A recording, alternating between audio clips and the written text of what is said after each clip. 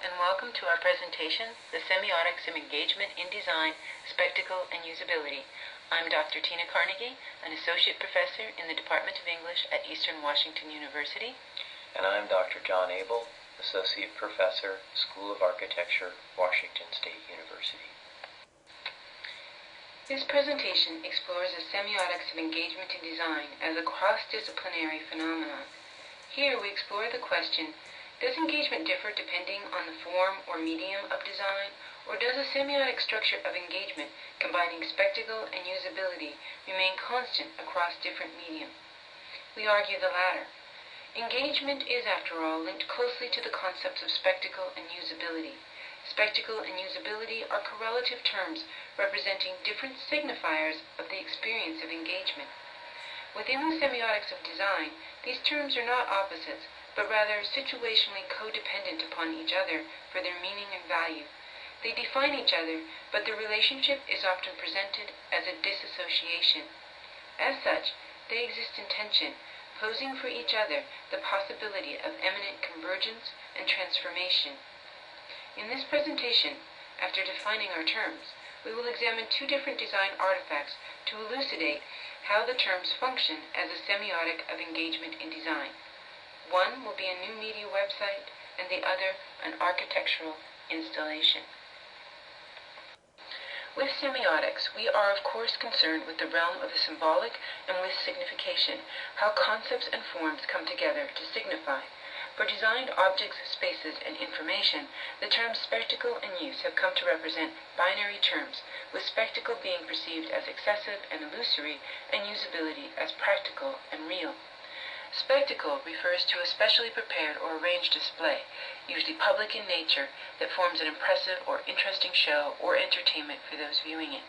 Usability, a derivative of usable, denotes that an object can be used. More recently, it has come to refer to the degree to which an object, whether an interface or architecture, enables its users to carry out their task efficiently and effectively. For digital media, the tension between spectacle and usability is apparent in the discourse and principles regarding the design of the interface. The most commonly recognized function of the interface is to enable the user to get a task done or find what they need. In other words, the interface must be usable and efficient. Popular approaches to designing user interfaces frequently argue that the interface should be invisible. Donald Norman, for example, argued that an interface is an obstacle. It stands between a person and a system. Alison Head noted that the best designs are the ones that users never give a second thought about. And Steve Krug, author of the popular guide Don't Make Me Think, stipulates for web design that the goal should be for each page to be self-evident, so that just by looking at it, the average user will know what it is and how to use it. Invisibility, however, is not an attribute of spectacle. A spectacle by its very nature must be seen and recognized as display. The power of digital media is that it exploits both spectacle and usability. It provides the excesses of the visual, but enables the user to perform tasks or locate information. For this presentation, we'll be looking at a new media piece called Waterlife, co-produced by the National Film Board of Canada and Primitive Entertainment. Waterlife is an online interactive film which aims, according to its director, to alert Americans and Canadians to the extreme threats facing the great body of water known as the Great Lakes. To do this, it must take viewers to a familiar place and help them see it anew as if for the first time. Through this work, I argue, we can see how spectacle and usability work together to create an experience of engagement in its users. Spectacle becomes usable as an instrument for revisioning the familiar and everyday so as to reveal its extraordinary nature and value. At first glance, the site appears to defy the principles of usability in terms of the interface. Aside from the word enter, it has no clearly visible system of navigation. In other words, for the average user, it may not be apparent how to use this site. The video you see here is a screen capture of a user entering the site for Waterlife. Upon entering the site, the user is caught up in the spectacle of a cascade of small swirling fragments of color. As the fragments take shape, the user sees that the fragments are themselves little images. Together, the images coalesce into a collage of the Great Lakes. Yet the image of the Great Lake, the collage, remains fluid, as though floating floating on the screen. The usability of the spectacle becomes apparent only as the user scrolls over the surface and explores the images. Each image is a gateway into the site, and as the user touches on certain images, a corresponding wave appears at the bottom of the screen, revealing another passageway into the site, for the user can scroll through the wave to access the site as well. If users seek standard navigation, they need only scroll to the upper left of the screen and a navigation menu floats into place. Here we see usability actually become part of the spectacle. By definition, the usability of the interface is supposed to make the interface invisible and the required actions apparent to the user. But in this work, we see the subversion of usability to spectacle, and thus the navigation becomes part of the spectacle, and changes occur throughout the work. On one page you may click on a word, on another an arrow, and on another an image. In the convergence of usability and spectacle, efficiency gives way to exploration and immersion. In other words, the experience of engagement moves away from a simply learned automated response, although standard features are present to make this possible, to interaction and engagement. Users are asked through the spectacle to see a place in a new way. They're asked to explore, engage, and, yes, even think.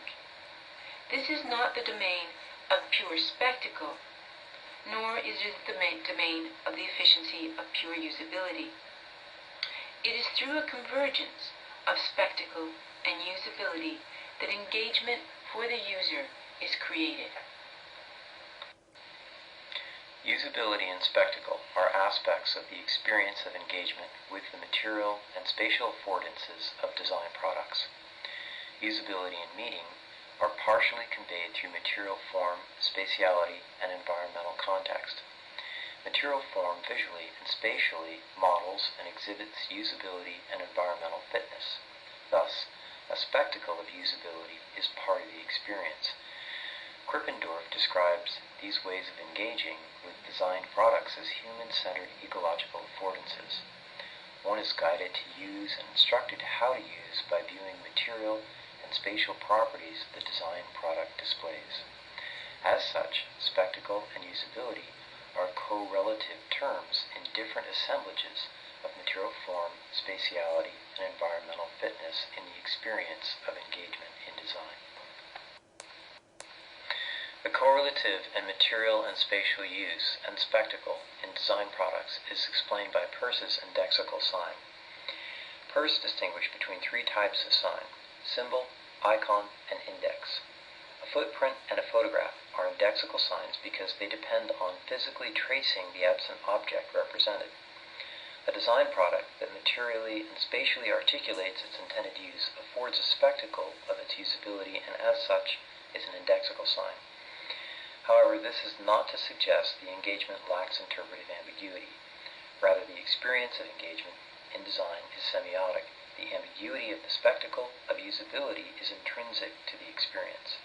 Ambiguity in the interpretive and correlative relationship between spectacle and use also affords the potential for the dissociation of use and spectacle. In this presentation, our second example is an architectural installation. The installation was created for National Architecture Week in 2010 in April in Spokane, Washington, River Park Square. The installation materially and spatially indexes affordances and the spectacle of usability. The River Park Square installation was temporary and site-specific. The project aims were to raise public awareness about contemporary architecture and to demonstrate innovative material ideas and enduring qualities of architecture. The installation design emphasized path and space relationships in the atrium context, the play of light in the atrium, particularly natural daylighting, and architectural craft and assemblage. Usability and spectacle are central to the experience of the installation. Installation affordances are conveyed through material form, spatiality, and environmental fit. The installation is usable as an object and as a spatial configuration as suggested by its contextual fit. And as a rather exuberant object and sinuous spatial configuration, it is a spectacle. As such, it captures attention and conveys information. Designed and scaled to loosely fit a circular mosaic in the floor of the existing atrium, the installation explores that circle without literally following it. The sinuous form establishes open spaces and harboring spaces, affording experiences at different scales and levels of commitment in the atrium, either above, adjacent, inside, or out of the installation itself. And the installation affords improvisational uses and groupings without dictating either. Some of the triangular panels on the installation itself highlighted information about buildings in the city. As a rather exuberant spatial object, the installation is a spectacle that captures attention and conveys information. Crowd circulation and social esplanade spectacles are afforded by the overall form of the installation. This is suggested by the grouping of 8 children adjacent to the installation, documented in the image on the right. The installation subtly reconfigured its host site by working with existing circulation pathways to tangentially ply existing flows of people in and out of the atrium, establishing little eddies in the human streams. The information panels on the installation itself serve to draw people even closer in and to gather and stroll around the installation. Enveloping display surfaces are implicated in a semiotics of engagement, use, and indexical signification. Walling and cladding materially signify and trace 2 of the material and conceptual tasks of architectural design. These concepts are central to the installation design. The walling and cladding task is closely related to use and indexical signification. Gottfried Semper, in Style and the Tectonic and Practical Arts in 1851, defined the wall as one of the definitive tectonic elements of architecture, and walling as one of the definitive motivations for and tasks of architecture. Semper explained that walling and cladding function like dressing. Like a garment, walling and cladding physically envelop and shelter the family, the social group, and institutions, and symbolically represent them. The surfaces become a physical trace of the social and examples of indexical signification. In conclusion, we have advanced the idea that spectacle and usability are not oppositional, but rather correlative terms. Their meaning and function depend on each other. To view spectacle as illusion is to ignore its utility, and to view usability only in terms of efficiency is to ignore the human need for intrigue, engagement, and meaning. Designed objects, spaces, and information construct user experience through a semiotics of engagement, usability, and spectacle. Thank you.